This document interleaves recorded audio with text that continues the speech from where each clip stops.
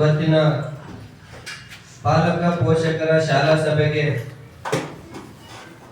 ಆಗಮಿಸಿರುವಂತ ಎಲ್ಲ ಪಾಲಕರಿಗೂ ಮತ್ತು ಮುಖ್ಯ ಗುರುಗಳಿಗೂ ಮತ್ತು ಶಿಕ್ಷಕ ವೃಂದದವರಿಗೂ ಮತ್ತು ಅತಿಥಿ ಶಿಕ್ಷಕರಿಗೂ ಮತ್ತು ಎಲ್ಲ ಮುದ್ದು ಮಕ್ಕಳಿಗೂ ಇವತ್ತಿನ ದಿನದ ಶುಭಾಶಯಗಳು.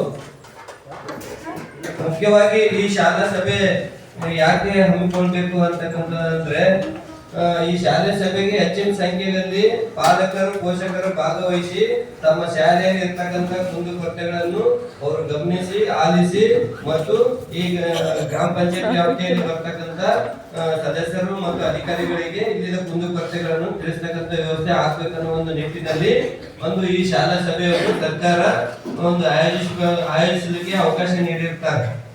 ಆದ್ದರಿಂದ ಇಲ್ಲಿ ನಿಮ್ಮ ಶಾಲೆಯಲ್ಲಿ ಒಂದು ತುಂಬಾ ಇದು ಅನಿಸ್ತದೆ, ಯಾರು ಪಾಲಕ ಪೋಷಕರು ತಮ್ಮ ಶಾಲೆಗೆ ಸಹಕಾರ ನೀಡ್ತಾ ಇಲ್ಲ, ಯಾರು ಕೂಡ ಬರ್ತಾ ಇಲ್ಲ ಶಾಲೆ ಕಡೆ.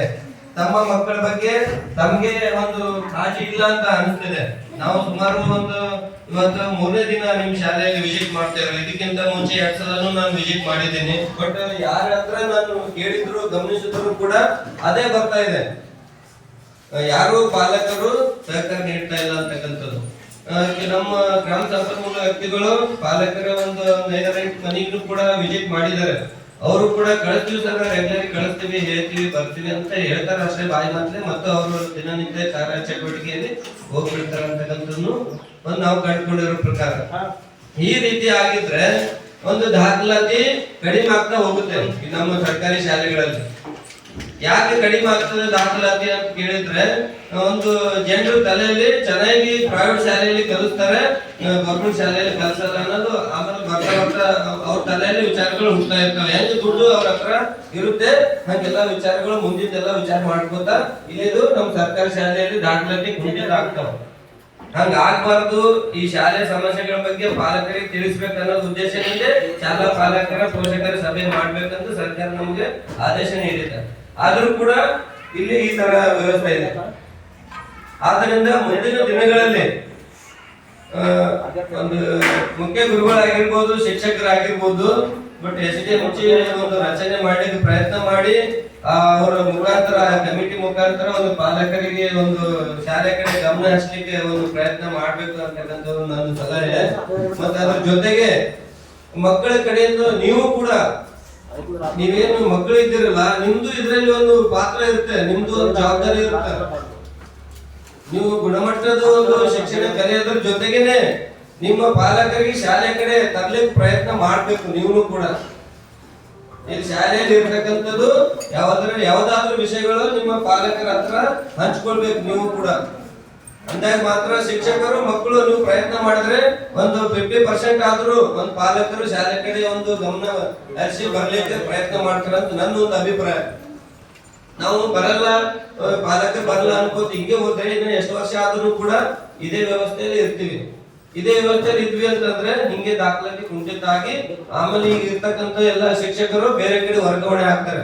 ಮಕ್ಕಳ ಸಂಖ್ಯೆ ಅದರ ಅನುಗುಣವಾಗಿ ಒಂದು ಬೇರೆ ಕಡೆ ವರ್ಗಾವಣೆ ಆದ್ರೆ ನಿಮ್ಗೆ ಕಷ್ಟ, ನಿಮ್ಮೂರಿಗೆ ಒಂದು ನಷ್ಟ. ಅದು ಇಲ್ಲಿ ಇರ್ತಕ್ಕಂಥ ವಿದ್ಯಾರ್ಥಿಗಳಿಗೆ ಕಲೀಲಿಕ್ಕೆ ತುಂಬಾ ಒಂದು ಅನಾನುಕೂಲ ಆಗುತ್ತೆ.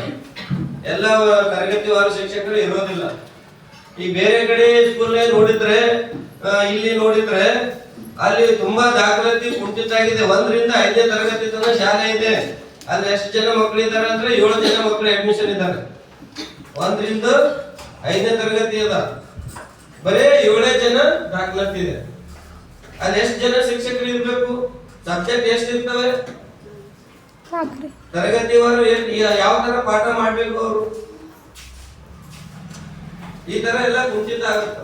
ಹಂಗ ಆಗ್ಬಾರ್ದು ಅನ್ನೋ ಉದ್ದೇಶದಿಂದ ಒಂದು ಸರ್ಕಾರ ನಮ್ಗೆ ಆದೇಶ ಹೊರಡಿಸಿ ಒಂದು ಸಾಮಾಜಿಕ ಪರಿಶೋಧನೆ ನಡೆಸಿ ಒಂದು ಪಾಲಕ ಪೋಷಕರ ಸಭೆ ಮಾಡಿ ಶಾಲೆ ಬಗ್ಗೆ ಅರಿವು ಮೂಡಿಸಬೇಕು, ಕುಂದುಕೊರತೆಗಳ ಬಗ್ಗೆ ಚರ್ಚೆ ಮಾಡ್ಬೇಕು ಅಂತಕ್ಕಂಥ ಒಂದು ನಿಟ್ಟಿನಲ್ಲಿ ಒಂದು ನಮ್ಗೆ ಒಂದು ಸಾಮಾಜಿಕ ಪರಿಶೋಧನೆ ಮಾಡಲಿಕ್ಕೆ ಒಂದು ಆದೇಶ ನೀಡಿರುತ್ತಾರೆ.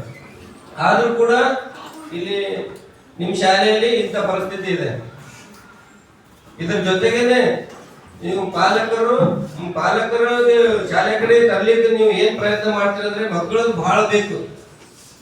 ಅದೇ ಪ್ರೈವೇಟ್ ಶಾಲೆಯವರು ಮಕ್ಕಳಿಗೇನೆ ಹೇಳ್ತಾರ, ಅವ್ರ ಮಕ್ಕಳ ಕಡೆಯಿಂದ ಕರ್ಸ್ಕೋತಾರ. ಅವ್ರ ಮನಿ ತಿರುಗಾಡಿ ಪಾಲಕರಿಗೆ ಹೇಳಿ ಬರಲ್ಲ. ಅವ್ರು ಪ್ರೈವೇಟ್ ಶಾಲೆಯವರು ಹೇಳಿ ಬರ್ತಾರಲ್ರಿ?